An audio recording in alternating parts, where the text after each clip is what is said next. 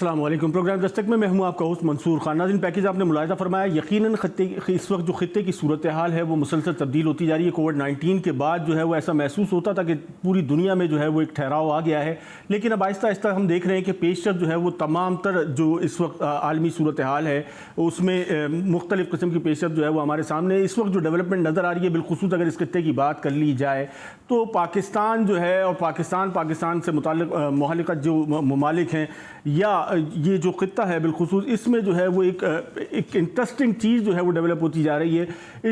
या आप इसको इस तरीके से भी देख सकते हैं कि यूनिपोलर वर्ल्ड से हम बायोपोलर वर्ल्ड की तरफ जो है वो किस तरीके से जा रहे हैं। ऐसे ममालिक जो कहीं ना कहीं जो है वो अमरीकी अताब के शिकार हैं या जो है वो आप कह सकते हैं कि इस्तेमार की जानिब से जो है वो सैंक्शंस जिन पे लगी हुई हैं वो अब किसी न किसी पहलू से जो है वो यकजा होते चले जा रहे हैं, जिसकी एक वाज़ेह मिसाल जो है वो चाइना और ईरान के माबैन होने वाला ये मुआहदा भी है। इसी पे आज हम गुफ्तगू करेंगे। हमारे साथ मौजूद हैं सीनियर तज्ज़ियाकार हैं हुमा बकाई साहिबा, उनके साथ हमें ज्वाइन किया है नासिर बेग चुगताई ने, सीनियर तज्ज़ियाकार हैं, और हमें उनके साथ साथ ज्वाइन किया है डॉक्टर जमील अहमद ख़ान ने, ये साबिक़ सफ़ीर हैं। सबसे पहले हुमा बकाई साहबा, मैं आपसे जानना चाहूँगा, यकीनन खित्ते की सूरत हाल ऐसा महसूस होता है कि तब्दील होती जा रही है और उसमें ये जो डेवलपमेंट है कहीं ना कहीं हमें चाइना, ईरान, रूस, ये कोई स्ट्रेटजिक जो है वो पार्टनरशिप नज़र आती है, लेकिन इस तमाम सूरत हाल में पाकिस्तान या मिडल ईस्ट का रोल जो है वो क्या होगा?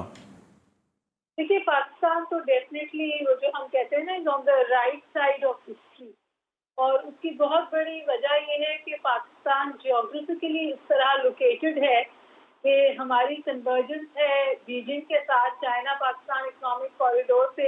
लेकिन जब अफगान पीस प्रोसेस को उन्हें सीरियसली उसके बारे में आगे बढ़ने या पेशरफ करने की कोशिश की तो उन्हें लगा कि उन्हें हर हाल में एक बार फिर पाकिस्तान के साथ इंगेज होना है। तो एक तो जो हमारा स्टेटस है एज अ पिवट स्टेट, उसका हमें बार बार इदराक होता है इन तमाम बातों से। उससे ज़्यादा अहम बात यह है कि जब ईरान ऑन बोर्ड आता है और चाइना के साथ उसकी ये स्ट्रैटेजिक कन्वर्जेंस होती है, जाहिर है इसकी सबसे अहम बात तो ये है कि जो ईरान की माशी स्ट्रैंगुलेशन थी या जो माशी मसाइल थे वहाँ पे आप एक बेहतरी देखेंगे। लेकिन उससे भी ज़्यादा अहम बात यह है कि एक फॉल्ट लाइन खित्ते में क्रिएट हुई थी जिसे इंडिया बहुत एक्सप्लॉइट कर रहा था। वो फॉल्ट लाइन ये थी कि वो ईरान के साथ ईरान को कल्टिवेट करता था। और आपको याद है कि बॉर्डर इश्यूज भी थे हमारे, और अफगानिस्तान में हसूल अमन है, वहाँ पे जो ईरान का किरदार था उस हवाले से भी सवाल या निशान थे।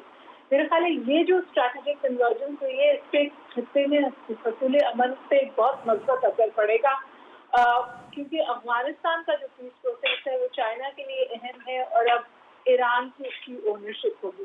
खित्ते की सूरत हाल मुसलसल तब्दील होती जा रही है। नासिर बेग चुगताई साहब, थोड़ा सा इस पर रोशनी डालिएगा। इस तमाम तर जो सूरत हाल है इसमें भारत जो है वो हमें ऐसा नजर आता है कि आज भी अमेरिका के साथ खड़ा हुआ है। बाकी जो सूरत हाल इस खित्ते की है उसमें तमाम तर जो एंटी अमरीकी आप कह सकते हैं कि अलाइज हैं वो मुत्तहिद होते जा रहे हैं। मैं डॉक्टर साहब ने बिल्कुल सही बात की है।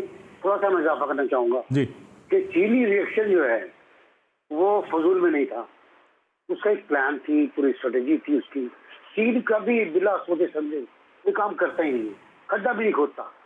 अब जब हिंदुस्तान ने अमेरिका, ऑस्ट्रेलिया और जापान से 4 रुकनी इत्तेहाद कायम कर लिया चीन के खिलाफ, तो उसके बाद चीन को जवाब देना था। फिर जब चीन ने ये देखा कि दौलत बेग से और गौलान के मुख्तलिफ इलाकों से 2 बड़ी सड़कें उसकी तरफ आ रही हैं, वो समझ गया सूरत हाल क्या है। तो जो घेराव चीन का भारत करना चाहता था मुख्य, वो 4 उल्टी पड़ गई और चीन ने इस तरह का घेराव किया है कि अब मोदी साहब जकड़े गए बिल्कुल। अब चाबहार का आग से निकलना इतनी बड़ी शिकस्त है उनकी अपनी स्ट्रेटेजी की, और उनकी अपनी गलती है। वो ईरान यकीनी तौर पर अपने मुआहदे में कायम रहता, वो कायम नहीं रहे, और उसके बाद मौका मिल गया चाइना को भी और ईरान को भी, शायद पाकिस्तान को भी, कि वो उस माहदे को तोड़ दे। और उसको तोड़ने की वजह से एक बड़ा फायदा ये होगा कि चाबहार भी जो फौजी अड्डा बनता था हिंदुस्तान का वो खत्म हो गया, वो खतरा था वो खत्म हो गया। और गवादर और चाबहार अब यूजुअली सिस्टर पोर्ट की तरह काम करेंगी, और वो एक छोटी पोर्ट है, ये बड़ी पोर्ट है, दोनों का फायदा होगा। इसमें जो हजीमत चाइना को हुई है वो बहुत तारीखी है, उस पर किताबें लिखी जाएंगी मेरा ख्याल है। डॉक्टर साहब भी लिखे, मैं भी कोशिश करता हूँ, और जमील साहब तो जाहिर सी बात है बहुत बड़े सिफारतकार हैं। तो ये बड़ी कहानी है 1962 से अब तक की, जो आगे जा रही है। और अब तो वो 3 इडियट्स देखी होगी आपने, वो झील भी अब चाइना के पास है, प्यांगडोंग ईसी। वो अब क्या करेंगे बेचारे, पता नहीं ये इडियट्स कहाँ जाए गाना पिक्चराइज करेंगे। तो साहब, लेकिन ये जो अलायंस डेवलप हो रहे हैं, ये कहीं ना कहीं मामला कशीदगी की तरफ अल्टीमेटली जाएंगे आगे जाके। जाहिर सी बात है। देखिए, इस वक्त दोनों मुल्कों की फौज से मुराद में ही एयरफोर्स भी है और पैदल फौज भी है। ये हाई अलर्ट पर इन्फेंट्री भी है, और चाइना के बारे में कहा गया है वो छोटे टैंक भी लेकर पहुंच गया है। इस पर चाइना दरिया शिव के ऊपर और उसके आसपास के पहाड़ों पर मौजूद है, उसके हवाई अड्डों पर हाई अलर्ट है। उसी तरह जो दौलत बेग के इलाके में इंडिया का एक बटालियन, झगड़ा कहाँ से हुआ, दौलत बेग छोटा सा इलाका है एक्साइशिल के पास, हमारे इलाके से मिलता हुआ, वहां पर हिंदुस्तान ने बटालियन स्ट्रेंथ रखी थी। उस बटालियन स्ट्रेंथ को बढ़ाने के लिए, ब्रिगेड तक ले जाने के लिए उन्होंने अटेम्प्ट किया। वो अटेम्प्ट चाइना को अच्छा नहीं लगा। तो अब जाहिर सी बात है कि फौजी अलर्ट हैं, हिंदुस्तान के हेलीकॉप्टर्स ने परवाजें की, तो चाइना के जहाज आ गए, उन्होंने परवाजें की LAC के ऊपर, आसपास इलाकों में नहीं गए लोग। और उसके बाद हेलीकॉप्टर्स आए तो दोबारा बिल्कुल इस सिलसिले में जो है वो कशीदा सूरत हाल भी जो है वो हमारे सामने आती है, और इसमें मुसलसल जो है वो पेशरफ जारी है। जमील अहमद खान साहब, ये जो एक स्ट्रैटेजिक पार्टनरशिप डेवलप हो रही है, ख्वाह वो ईरान और चाइना के माबैन हो या रशिया के माबैन हो, या जिस किस्म की अलाइज इस वक्त डेवलप हो रहे हैं, इसको जो है वो यकीनन 2016 से जो है वो ये इस पर नेगोशिएशन चल रही थी, आज जाके जो है वो ये मुआहदा कंक्लूजन की तरफ जा रहा है। तो क्या देखते हैं कि ये ट्रस्ट डेवलपमेंट का टाइम था, क्या था, मतलब ये, या अब सूरत हाल इस किस्म की हो गई है कि जिसके बाद जो है वो ईरान मजबूर हो गया कि स्ट्रैटेजिक पार्टनरशिप की तरफ जो है वो चाइना को लेकर आए? जी हाँ, इसमें ये सारी चीज़ें, इसमें कुछ थोड़ा थोड़ा अंसर शामिल है। इस वक्त इस तमाम तनाजुर को समझने के लिए चौकसाई साहब भी जिक्र कर रहे थे, डॉक्टर बुकाई भी जिक्र कर रही थी, उसमें जियो पॉलिटिकल और जियो स्ट्रेटेजिक तनाजुर इसका देखना बड़ा ज़रूरी है। खित्ते में जिस तरीके से पॉस्चरिंग हो रही थी और हो रही है, खित्ते में जिस तरीके से स्ट्रिंग ऑफ पर्ल जो कि चाइना की मदद से बन रहा है, जिसमें पाकिस्तान गवादर था और अब चाबार भी शामिल हो जाएगा उसमें, और उसी तरीके से आगे बांग्लादेश था और श्रीलंका था, और जाके वो साउथ चाइना सी तक जाता था। उसके दूसरी जानिब अमेरिका का स्ट्रिंग ऑफ अलायंस, उसमें भारत को सबसे बड़ा उन्होंने अलायंस के तौर पर और स्ट्रिंग ऑफ अलायंस में शामिल किया। गुजरात का बहरी अड्डा उन्होंने, जिसको कि लॉजिस्टिक के नाम पर दे दिया। इसी तरीके से ये चलता हुआ जापान, ऑस्ट्रेलिया, बल्कि south China, Philippine, south China की तरफ उसका इन्फ्लुएंस बढ़ाने के लिए। अब रहा सवाल की ये बात, इस वक्त जो सबसे ज़्यादा अस्करी यानी कि बहरी कुव्वतें आपस में आमने सामने हैं, वो सबसे ज़्यादा अमेरिका ने अपनी बहरी बेड़े इस वक्त इसमें इंडियन ओशन में ला के रखे हुए हैं। ये सारी की सारी पॉस्चरिंग कहलाती है। अब रहा सवाल कि जो बाकी इसके अलावा, मैं इशारे दे के और फिर फौरन आ जाता हूँ उस बात पर, आपकी बात पर, कि इस वक्त जो आप देख रहे हैं कि क्या हो रहा है लद्दाख में, जो चौकसाई साहब ने भी जिसका जिक्र किया, और जिसकी वजह से चाइना की जो पहले वसवसे थे, खदशात थे, वो मजीद बढ़ गए कि अमेरिका इंडिया को मिला के इस खित्ते में चाइना के किस किस इंटरेस्ट को नुकसान पहुंचा सकता है, जिसमें सबसे बड़ा इंटरेस्ट चाइना का इस पूरे खित्ते में नहीं बल्कि अब दुनिया के बेशतर ममालिक में वो है BRI, बेल्ट एंड रोड, जिसको उबोर भी कहते हैं, वन बेल्ट वन रोड कहते हैं। उसमें दुनिया के 104 ममालिक से ज्यादा अब अपना इंटरेस्ट और शामिल भी हो चुके हैं उसमें। इसको भी ध्यान में रख लें। फिर आप देखें कि एक नेचुरल प्रेशर की आपने बात की, ईरान तो यकीनन बहुत प्रेशर में। देखिए, जब न्यूक्लियर अकॉर्ड से विड्रॉ किया डॉक्टर साहब, लेकिन इस वक्त ईरान में भी तो बातें की जा रही है ना, इस हवाले से अपोजिशन भी जवाब मांग रही है कि ये जो मुआहदा हो रहा है इसको वाजे किया जाए। इसका मतलब है जो कैपेसिटी बिल्डिंग थी, जो ट्रस्ट बिल्डिंग का जो प्रोसेस था, वो टाइम ले रहा है। ये जो नई स्ट्रेटेजिक पार्टनरशिप्स हैं, देखिए, ईरान में डिसीजन मेकिंग का तरीका बहुत आसान सा है। ईरान में उसमें बिल्कुल एक अल्टीमेट पावर एक ही है, खुमैनी की। वो अल्टीमेटली ये अगर फैसला हुआ है तो इसने हो जाना है, क्योंकि 2016 में एक एग्रीमेंट साइन हुआ है, जिसको के जवाद जरीफ कहते हैं कि हम अपडेट कर रहे हैं ये अब जाके आइंदा 25 सालों के लिए।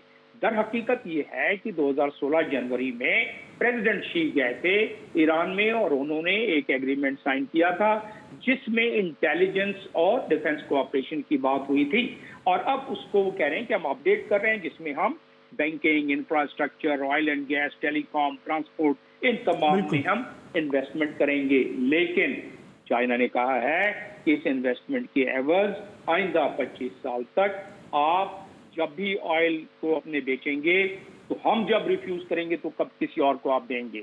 लिहाजा उन्होंने अपने 25 साल तक के लिए ईरान ने अपनी एनर्जी का मसला एक सेफ रूट से, जो कि सी पैक पे मैं आता हूं, एक सेफ रूट से और अल्टरनेट रूट जो निकालने लगे हैं, उससे ईरान की जो चोक करना चाहता था अमेरिका साउथ चाइना की चीज सी के हवाले से, वो ईरान को एक से पैसेज चाबहार के जरिए और गवादर के जरिए मिल जाएगा, बिल्कुल मिल गया वो।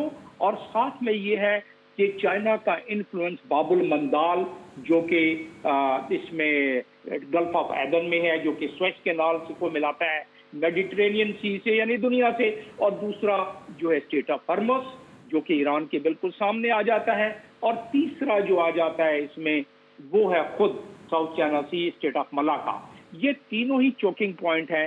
चाइना इस चोकिंग पॉइंट से निकल गया, यानी कि इस मुआहदे के बाद निकल जाएगा, और उसके साथ साथ अमेरिका का इन्फ्लुएंस खत्म हो जाएगा। इसीलिए माइक पॉम्पियो भी इस पर एतराज, ट्रंप ने पहले बहुत दफा एतराज किया हुआ है, एतराज आना शुरू हो गए हैं। ये पूरी की पूरी हैयत चेंज कर देगा, इस पूरे खित्ते की जियो स्ट्रेटेजिक हैयत, जियो पॉलिटिकल तो ऑटोमेटिकली चेंज हो रहा है। तो उस लिहाज से अगर आप इसको देखती हैं तो इसमें वेपन कोऑपरेशन भी है, वेपन डेवलपमेंट की है। मतलब यह है कि ईरान में हथियारों की इंडस्ट्री भी लगाई जाएंगी, और मजीद इसको बढ़ा के जो मैंने आपको तमाम एरियाज बताई हैं उस एरियाज में मजीद फैसिलिटीज क्रिएट की जाएगी। इसका सबसे बड़ा एंगल यही है कि अमेरिका के इन्फ्लुएंस को इस इलाके से आहिस्ता आहिस्ता करके खत्म, और जो बिल्कुल आहिस्ता आहिस्ता खत्म करने की जो है वो तो बड़ा वाज़ेह अंदिया हमारे सामने है। लेकिन जो दूसरी एक चीज़ है कि यकीनन अमेरिका का साल का इन्फ्लुएंस जो है वो इस खित्ते में मौजूद है, वो किस हद तक काउंटर कर सकेगा, इस पर मजीद बात करते हैं। हमारे साथ मौजूद हैं डॉक्टर शाहिदा तबस्सुम साहिबा, तज़कियाकार हैं। डॉक्टर साहिबा, कैसे देखती हैं अमरीकी इन्फ्लुएंस जो है वो साल से हम देख रहे हैं इस खित्ते में मौजूद है, लेकिन आज अगर काउंटर करने की बात की जाती है तो जिन ममालिक के दरमियान ये स्ट्रेटेजिक पार्टनरशिप हो रही है वहां पर भी ट्रस्ट बिल्डिंग में जो है वो टाइम लग रहा है। बहुत बहुत शुक्रिया आपका कि आपने मुझे इस अहम मौजू के ऊपर अपने ख़यालात शेयर करने का मौका दिया। देखिए, ये अमेरिकन इन्फ्लुएंस तो बेशक यहाँ पे मौजूद है, मगर जो स्ट्रेटेजिक सिचुएशन इस रीजन की बड़ी तेज़ी के साथ चेंज हो रही है, और ख़ास तौर पे आप देखिए कि जो मिडल ईस्ट में इस वक्त कॉन्फ्लिक्ट बढ़ती चली जा रही है। सीरिया में फॉर एग्ज़ाम्पल जो अमेरिकन और रशियन एक कॉन्फ्लिक्ट की सिचुएशन है, तो चाइना ऐसे मौके पर जिसे कहते हैं स्केप के तौर पे नज़र आ रहा है, ख़ास तौर पे इस रीजन की स्टेट्स के लिए, क्योंकि रीजन की जो स्टेट्स हैं और दूसरी यानी मुस्लिम स्टेट्स भी, अफ्रीकन स्टेट भी, वो ये देख रही हैं कि चीन और रूस की जो सिचुएशन है या जो उनके मामलात हैं वो तकरीबन उनसे मिलते जुलते हैं, यानी वो मुस्तकिल अमेरिका के एक प्रेशर, इकनॉमिक पॉलिटिकल प्रेशर के जद में हैं। तो एक तरह से एक हमदर्दी के तौर पे चीन और रूस ख़ास तौर पे, मगर चीन की क्योंकि हम बात कर रहे हैं तो China as an alternative to the American presence in the region के तौर पे उभर रहा है। और मैं समझती हूँ कि बहरहाल देखिए, जब भी कोई फ़ैसला किया जाता है या कोई इस किस्म के बड़े फ़ैसले होते हैं तो अपोजिशन या जो डोमेस्टिक पॉलिटिक्स है वो बहुत इम्पॉर्टेंट रोल प्ले करती है। और मेरा ये ख्याल है कि इस वक्त ईरान में इस किस्म का रेजिस्टेंस नहीं है जिस तरह से पोर्ट्रे किया जा रहा है, क्योंकि ये बात पुरानी है, यानी 2016 में एग्रीमेंट हुआ था और इसको फाइनलाइज किया जा रहा है। तो चाइना जो है it is seen as a replacement alternative to the American presence in the region. और मेरा ये ख्याल है कि देखिए आहिस्ता आहिस्ता जो है अमेरिकन प्रेजेंस यकीनन कम होती नज़र आ रही है और होगी भी, क्योंकि ये एक रियलाइजेशन है इस रीजन की स्टेट्स के लिए कि वो अब मगरिब की तरफ मुस्तकिल नहीं देखेंगे, बल्कि उनके पास एक नेमुल बदल के तौर पे चाइना मौजूद है। और चाइना की जो पॉलिसी है उसको एक तरह से एक्सेप्टेंस है दुनिया में कि चाइना इज़ नॉट एक्सेप्ट नहीं किया जाता कि एक्सपेंशनिस्ट पावर है। चाइना का ज़्यादा इंटरेस्ट जो है वो इकोनॉमिक डेवलपमेंट में है और इस वजह से वो एक बेहतर नेमुल बदल के तौर पे एक्सेप्ट किया जाता है इस रीजन में। नाज़रीन, एक मुख्तसर सा ब्रेक लेते हैं, ब्रेक के बाद दोबारा हाजिर होते हैं, गुफ्तगू को यहीं से आगे बढ़ाएंगे।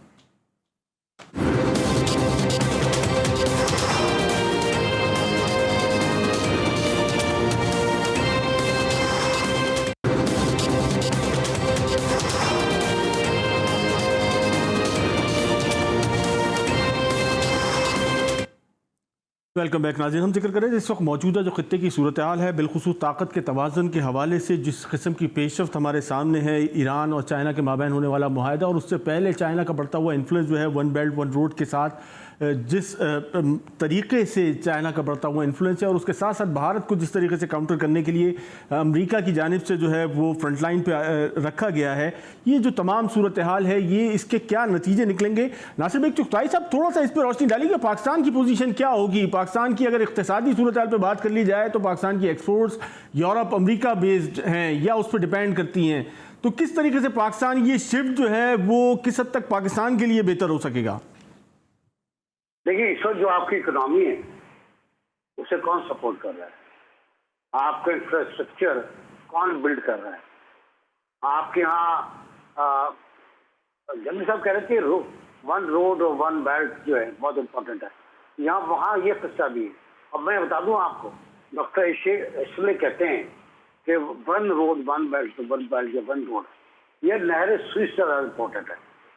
नहर स्विस के मुकाबले में 30% लेस इम्पोर्टेंट है। ये अफ्रीका तक जाना है इसको, यूरोप के साथ प्रोग्राम ये है। तो पूरा प्रोग्राम मुआशी है, जैसे पहले बात हम हो रही थी, पूरा प्रोग्राम इक़्तिसादी है कि जहाँ जहाँ से बेल्ट गुजरेगी वहाँ फैक्ट्री लगेंगी, वहाँ कारखाने लगेंगे, लोकल एम्प्लॉयमेंट लोगों को मिलेगी। और जाहिर है, लेकिन साथ साथ ये भी है कि अगर आप श्रीलंका चले मेरे साथ तो वहाँ एक पोर्ट है हम्बनटोटा, वो चाइना के पास है। और चाइना की ये पोर्ट जो है, श्रीलंका की ये पोर्ट 70% सामान इंडिया लेके जाती है। तो अगर वहाँ से सामान आना बंद हो जाता है तो इंडिया का तो इक़्तिसादी जो गला है वो घुट जाएगा। और अमेरिका कहाँ तक इसको बताने की कोशिश करेगा? अमेरिका किस हद तक हिंदुस्तान के रास्ते किस हद तक जा सकता है चीन के पास, वो तो नहीं आने देंगे। और जहाँ तक बहरे शुमाली चीन का ताल्लुक है, आपने देख लिया कि जब दरख्वास्त की हिंदुस्तान ने कि हमारी मदद करो अमेरिका से, तो अमेरिका ने ईस्ट एशिया में अपने बहरी बेड़ा भेजा, जहाज भेजे। जापान से कहा तुम कुछ करो, उन्होंने परवाजें की जहाज़ों की, उसका जवाब मिल गया उनको। ऑस्ट्रेलिया पीछे रहा, ऑस्ट्रेलिया ने कुछ नहीं किया। उन्होंने कहा अभी वक्त नहीं आया कि हम इस तरह से कोई इक़दाम करें। तो फिलहाल हमें नजर आता है कि ये एक इक़्तिसादी मनसूबा है, दिफाई शोबों में ताउन किया जाएगा। हमारे साथ ताउन हो रहा है। अंदर हमारा जो क्लासिकल एक बेहतरीन जहाज है वो वहीं से बना, टूटा वहीं से, और खुदा करे हम सब कुछ पूरा खुद ही करने लगे। और इसके साथ साथ ये भी इंश्योरेंस है कि अगर आप पे कोई खतरा हुआ तो हम आपको फौजी इमदाद भी देंगे। तो ये एक इक़्तिसादी और दिफाई प्रोजेक्ट है। लेकिन चुगताई साहब, इसमें कहीं ना कहीं अमेरिका का रोल तो बड़ा वाज़ेह है, जो बिल्कुल वाज़ेह तौर पे वन बेल्ट वन रोड की बात कर ली जाए, सीपैक की बात कर ली जाए तो उसको काउंटर करता हुआ नजर आता है। तो ये क्या सूरत हाल बनेगी? नहीं, वो काउंटर कर रहा है ना वो अभी। लेकिन जो इंडिया ने किया गलवान में, वो वही मसला था ना कि वो आगे जाना चाहते थे, LAC पार करते करने के लिए, और वो जाते थे प्रेशर डालना चाहते थे। वियतनाम, कम्बोडिया, आपको नुकसान बता चुके हैं, पूरी प्रेशर डालना चाहते थे। मेरा ख्याल है चाइना का जो डिफेंस सिस्टम है वो अमेरिका से स्ट्रांग नहीं है, लेकिन कमजोर भी नहीं है, कुछ तक कमजोर है नहीं। और चाइना की इकोनॉमी अमेरिका को ग्रस सकती है बहुत आराम से। जिस तरह कोरोना को उन्होंने काबू किया है और उसके बाद दोबारा प्रोडक्शन शुरू की है, दोबारा खड़े हुए अपने पैरों पर, वो एक मिसाल है। और अमेरिका उससे बहुत चढ़ा हुआ है। अब जो आर्टिकल्स आ रहे हैं उसमें ये आ रहे हैं कि जो झगड़ा हो रहा है वो हो रहा कोरोना पर। हालांकि ये गलत है। ये झगड़ा शादी है, दिफाई है, इलाकों पर कब्जा करने का है। लेकिन इस तमाम का सूरत हाल के बावजूद चुगताई साहब, ये जो भारतीय एग्रेशन है वो बड़ा वाजे है। मतलब हर महाज पे आप देख लेंगे, मतलब कहीं चाइना हो, श्रीलंका हो, पाकिस्तान हो, ईरान हो, एक कन्फ्रंटेशन का जो माहौल है वो अपनी जगह बिल्कुल वाजे है। देखिए, हिंदुस्तान ने जो कोशिश की ना, सॉरी, मैं मोदी साहब को ट्रिब्यूट पेश करना चाहता हूँ कि उन्होंने जो अपने मंशूर में लिखा था उस पर मिनोअन अमल किया। उन्होंने कहा था कि ये महाभारत होगा, ये ग्रेटर इंडिया होगा, जो अशोका के जमाने में था, जो टक्सला उसका मेरा ख्याल है या मगध उसका कैपिटल हुआ करता था। तो ये वो होगा। और वो उस तरफ जा रहे थे, उन्होंने सार कॉन्फ्रेंस आसियां नहीं होने दी। याद होगा, उन्होंने क्रिकेट टीमों को आसियां नहीं आने दिया, ये भी आपको याद होगा। तो हम आइसोलेट हो गए। लेकिन फिर चाइना ने हमें और दूसरे मुल्कों ने हमें सूरत, हमारे मुस्लिम ब्रदर्स ने हमारे लिए कुछ नहीं किया। चाइना ने हमारे लिए बड़ी हेल्प की, हमें बाहर निकाला। श्रीलंका के ताल्लुकात हमारे अच्छे थे और अच्छे कराए। नेपाल ने जो कुछ किया बिल्कुल, वो तो कमाल है ना भाई, कि नक्शे बदल दिए उन्होंने। और अब वो बता रहे हैं कि अयोध्या हमारे यहाँ, उन्होंने काम शुरू कर दिया, वहाँ खुदाई शुरू हो गई है उसकी सारे कदीमा की। अयोध्या हमारे यहाँ है, राम मंदिर हमारे यहाँ है, राम हमारे यहाँ पे, तुम कौन हो कहने वाले? अयोध्या कोई चीज नहीं है। तो अब ये नेपाल की बात, और इंडिया क्यों चुप बैठा हुआ है? मतलब आपके ख्याल में इंडिया की जो फौजी कुव्वत है वो नेपाल को एक दिन में, 2 दिन में हड़प कर? बिल्कुल ऐसे ही है जमील अहमद खान साहब। यकीनन जो है वो पाकिस्तान बिल्कुल आइसोलेशन की तरफ चला गया था, लेकिन इस कलील अरसे में हमने देखा कि इस वक्त ईरान, चाइना भी पाकिस्तान के साथ जो है वो आपको खड़े हुए नजर आते हैं। नहीं, जिस समत में दुनिया की जियो पॉलिटिकल मामला चल रहे थे, उसमें हमारा इस ब्लॉक में शामिल होना एक हमारी बेहतरी के लिए भी, और दूसरा एक नेचुरल एक अमल है, एक कुदरती अमल है। तो लिहाजा वो तो ठीक है, हम इस तरफ आना था, हमने हम आ गए और अच्छा किया उस लिहाज से। हाँ। लेकिन बदलते हुए तगय्युरात जो दुनिया के इस वक्त चल रहे हैं, उस बदलते हुए तगय्युरात में ये जो पोजीशनिंग की जा रही है और ब्लॉक ऑटोमेटिकली बन रहे हैं, जाहिर है चाइना उसमें सबसे बड़ा अपना किरदार अदा कर रहा है। और चाइना इकोनॉमी के लिहाज से हम सारे जानते हैं 17 ट्रिलियन डॉलर की उनकी जो है इकोनॉमी है, और उस लिहाज से वो इस वक्त दुनिया का सबसे बड़ा मैन्युफैक्चरिंग कंट्री अब भी है, और दुनिया के सबसे बड़ा ट्रेडिंग कंट्री अब भी है, और पिछले कई वर्षों से है। तो वो उस इन्फ्लुएंस को देखते हुए अब आप जो बाकी स्ट्रेटेजिक पोजीशनिंग चल रही है, जियो स्ट्रेटेजिक पोजीशनिंग, जिसमें अभी तस्कराया चुगताई साहब ने किया, उससे पहले भी तस्कराया कि ये बाबुल मंदाल से होते हुए जो सुएज कैनाल का जिक्र आया, ये मेडिटेरेनियन सी में जब चला गया तो पूरा वेस्ट आपने कनेक्ट कर लिया।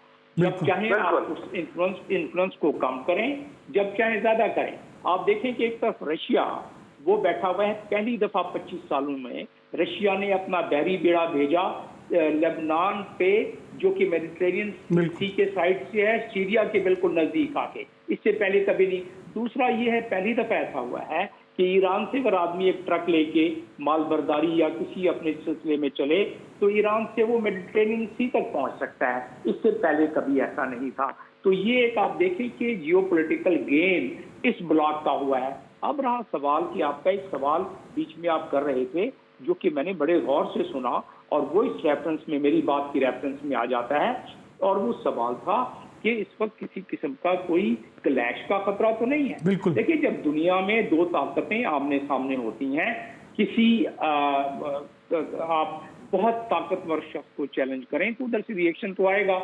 यूनिपोलर दुनिया से जो है ट्रांसफॉर्म होती जा रही है बाइपोलर और ट्राइपोलर में। तो जब वो ट्रांसफॉर्म हो रही है तो इसीलिए तो ट्रंप उधर से बयान दे रहा है, और बयान दे रहा है कि हम चाइना के इन्फ्लुएंस को कभी बर्दाश्त नहीं करेंगे और हम उसको काउंटर करेंगे, और वो करने की कोशिश कर रहा है। इसीलिए जब लद्दाख पे ये मामला हुआ, क्लैश हुआ, उस वक्त अमेरिका के नेटो में जो सफीर हैं, जिसको मंदूब कहते हैं, और एनवाई, वो वहाँ उससे उन्होंने बयान दिया कि चाइना जो अपने आप को वेपनाइज कर रहा है, इससे पहले जिक्र आया था मिलिट्री के बारे में चाइना और अमेरिका का, तो अपने आप को स्पेस में वेपनाइज कर रहा है। और स्पेस में चाइना और रशिया इसलिए वेपनाइज कर रहे हैं ताकि अमेरिका अपने एलाइज की इस खित्ते में मदद करने के काबिल ना रहे। तो न सिर्फ जमीनी हालात बदल रहे हैं, आसमानी हालात भी बदल रहे हैं, स्पेस के हालात भी बदल रहे हैं, जिसपे अमेरिका को तशवीश है। पहले अमेरिका समझता था कि वो ऐसी कुव्वत है कि सारी स्पेस पर, स्पेस के जितने हथियार और औजार उसके पास हैं, उसके जरिए वो जिसको चाहे जेर कर सकता है, जिसको चाहे मात को दे सकता है। लेकिन अब चाइना बीच में आ गया है, तो चाइना की मिलिट्री अभी कोई तकरीबन अगर साजो सामान के लिहाज से देखा जाए तो तकरीबन 8 से 10 साल पीछे है अमेरिकन आर्मी से। लेकिन जो उन्होंने कुछ नई टेक्नोलॉजीज हासिल कर ली हैं, उसकी वजह से अमेरिका को अब फिक्र हो गया है, और उस फिक्र की वजह से क्लैश के चांसेस बहुत कम हैं। अगर हुए तो छोटे मोटे क्लैश होंगे। दोनों बड़ी कुव्वतें हैं, और इस तमाम ब्लॉक में 3 न्यूक्लियर कुव्वतें सामने आ जाती हैं। पाकिस्तान है, चाइना है, रशिया है। तो वो इस लिहाज से दुनिया में कोई फुल फ्लैग जंग की सूरत में चांसेस हादसाती हो सकते हैं। प्लान के साथ बहुत मुश्किल नजर आता है। बिल्कुल प्लान के साथ मुश्किल नजर आता है, लेकिन हम भारतीय रवैये की अगर बात कर ली जाए तो वो बहुत ज़्यादा जाराना है। गुज़िश्ता मतलब एक कलील अरसे में भी अगर माजी में हम देखते हैं तो वो एग्रेशन जो है वो बड़ी वाज़े तौर पे नज़र आता है, ना सिर्फ पाकिस्तान के खिलाफ बल्कि जो बॉर्डर चाइना ईरान की बात कर ली जाए तो वहाँ पर भी सूरत हाल इससे ज़्यादा कुछ मुख्तलिफ नहीं है। डॉक्टर शाइस्ता साहिबा, कैसे देखती हैं इस तमाम सूरत हाल को, क्योंकि जो तब्दीली है वो बहुत तेज़ी से आ रही है? जी बहुत शुक्रिया। देखिए ये जो बहुत इम्पॉर्टेंट एग्रीमेंट है और जो अब एक्टिवेट होने जा रहा है, उसके बहुत दूररस नताइज उम्मीद की जा रही है कि वो नज़र आएंगे, न सिर्फ ये कि चीन और ईरान के लिए बल्कि इस पूरे रीजन के लिए, जिसमें पाकिस्तान और भारत जो है वो बहुत इम्पॉर्टेंट एक्टर्स हैं। देखिए अब अगर हम ये देखें कि CPEC के साथ चाइना और पाकिस्तान एक दूसरे के साथ अटैच हैं, तो फिर अगर चाइना और ईरान की चाबहार पोर्ट के ऊपर कोई एग्रीमेंट होता है इंडिया को हटाने के बाद, तो फिर पाकिस्तान की क्या पोजीशन रहेगी? तो ये एक तरह से देखा जाए तो ये इसको सिस्टर पोर्ट्स कहा जाता है, गवादर और चाबहार को। यानी चाइना जो है इन दोनों से फ़ायदा उठाने जा रहा है। जो एक डेवलपमेंट नज़र आती है वो ये है कि एक ग्रैंड अलायंस होने जा रहा है, जिसमें चाइना, पाकिस्तान और ईरान और फिर उसके बाद रशिया, 4 बहुत इम्पॉर्टेंट स्टेट इस रीजन के वो एक तरफ होते नज़र आते हैं। और अमेरिका और इंडिया वो अपने साथ जो और ममालिक हैं जिनको इंडिया समझता था कि वो अपने साथ ले लेंगे, लेकिन वो अभी तक वो चीज़ फुलफ़िल नहीं होती है। लेकिन अमेरिका और इंडिया इस जोन में है कि वो दोनों ही मिलके इस पूरे रीजन का बैलेंस ऑफ पावर को बैलेंस कर सकेंगे, यानी जो बैलेंसर दूसरी तरफ चाइना नज़र आता है। और अगर हम अमेरिकन पॉलिसी देखें इस रीजन में, तो अमेरिका का ये ख्याल था कि जिस तरह से उसने एक छोटी सी स्टेट इसराइल को मिडल ईस्ट में सारा बैलेंस जो था वो अपने उसके तरफ डाइवर्ट हो गया था, कंट्रोल में आ गया था, इसी तरह से अमेरिका इस साउथ एशिया रीजन में चाइना को बैलेंस करने के लिए इंडिया को स्ट्रेंथन करता चला गया। लेकिन हर चीज़ जो है वो अमेरिकन प्लान्स के मुताबिक नहीं होती है, और मेरा ख्याल है कि जो ईरान और चाइना की एग्रीमेंट हुआ है उसने अमेरिकन सारे जो प्लान्स इस रीजन के लिए, यानी साउथ एशिया रीजन के लिए भी और साउथ वेस्ट एशियन रीजन के लिए भी, उसको बहुत डिस्टर्ब कर दिया है। एक चैलेंज के तौर पे ये एग्रीमेंट उभरता नज़र आता है। जैसे मैंने पहले भी कहा कि रूस और चीन यूरेशिया रीजन में वो अपने मामलात स्ट्रेंथन कर रहे हैं। फिर उसके साथ साथ ईरान और चाइना की एग्रीमेंट हुआ है, और पाकिस्तान और चाइना के एग्रीमेंट पुराना है CPEC का, और ये बहुत मुमकिन है कि कुछ अरसे के बाद किसी किस्म का कोई ग्रैंड स्ट्रेटेजिक अलायंस इन स्टेट्स के दरमियान हो जाए। क्योंकि हम ये देख रहे हैं कि इंडिया की जो स्ट्रैटेजी थी पाकिस्तान को आइसोलेट करने की, और अमेरिका की जो स्ट्रैटेजी थी ईरान को आइसोलेट करने की, दोनों बैकफायर हो गई हैं। यानी मैं ये कहूँगी कि बैकफायर इस सेंस में हुई है कि बजाय पाकिस्तान को आइसोलेट करने के लिए इंडिया अब इस वक्त आइसोलेशन में चला गया। डेवलपमेंट जो है वो बहुत तेजी से हो रही है, इस पर मजीद बात करेंगे। एक मुख्तसर सा ब्रेक लेते हैं, ब्रेक के बाद दोबारा हाजिर होते हैं।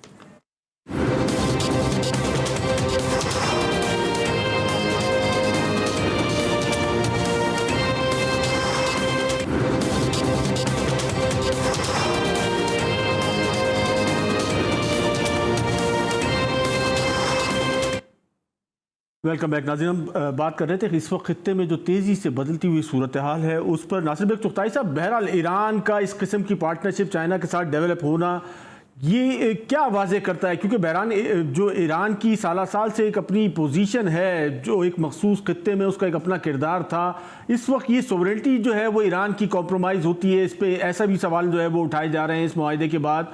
ईरान का वो जो रोल था वो बाकी रहेगा नहीं रहेगा, क्या सूरत हाल होगी? देखिए, ईरान का जो रोल है वो तो बरकरार रहेगा, और ये सॉवरेनिटी का जो मामला है ये तो हर मुल्क के बारे में कहा जा रहा है। जब अमेरिका ने नाटो किया और मुआहदा बगदाद हुआ तो उस वक्त किस मुल्क की सॉवरेनिटी बरकरार रही थी?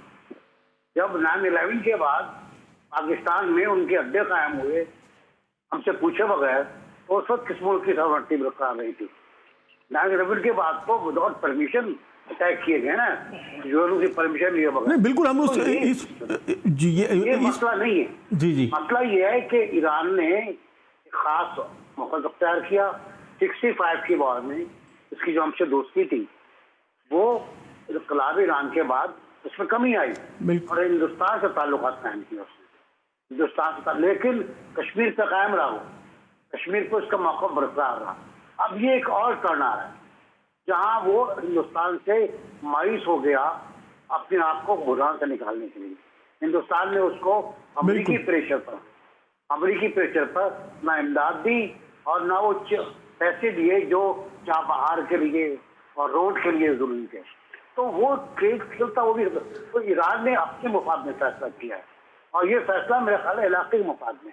ईरान के साथ आपको भी और मिलेंगे सरप्राइज, बहुत सरप्राइज मिलेंगे आपको। नजर आएगा जीसीसी कंट्रीज एक तरफ हो गए, कोने की तरफ चले गए।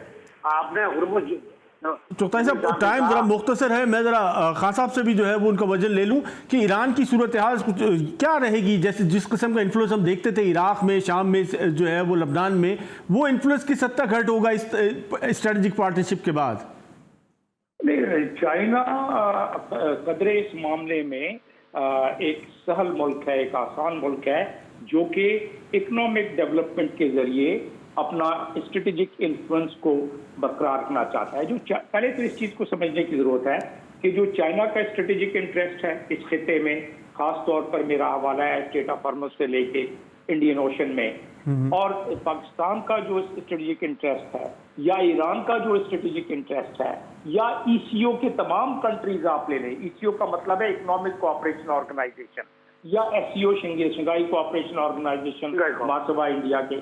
तो अगर ईसीओ की बात करें तो उसमें Afghanistan, Azerbaijan, Iran, Kazakhstan, Kyrgyzstan, Pakistan, Tajikistan, ये तुर्की और तुर्कमेनिस्तान और उज़्बेकिस्तान, ये पाकिस्तान। टाइम बड़ा मुख्तसर है, मैं डॉक्टर शाइस्ता से एक लास्ट आर्गूमेंट ले लूं। अमेरिका को रिप्रेजेंट कर रहा है इस वक्त भारत खित्ते में। शाइस्ता साहब, क्या देखती हैं, क्या सूरत हाल बनेगी? अमेरिका इंडिया किस हद तक बर्दाश्त कर पाएगा? इंडिया के लिए तो ये एक बहुत बड़ा चैलेंज है, क्योंकि इंडिया ये समझ रहा था कि वो चाइना को आसानी के साथ काउंटर कर लेगा अमेरिका की मदद से। लेकिन अब ये एक नया जो अलायंस डेवलप हो रहा है वो तो इंडिया की सुप्रीमेसी न सिर्फ रीजन के लिए बल्कि जो इंडिया के आगे के एम्बिशन थे यूनाइटेड नेशन की सिक्योरिटी काउंसिल पहुंचने के, वो भी सब खाक में मिल जाएंगे।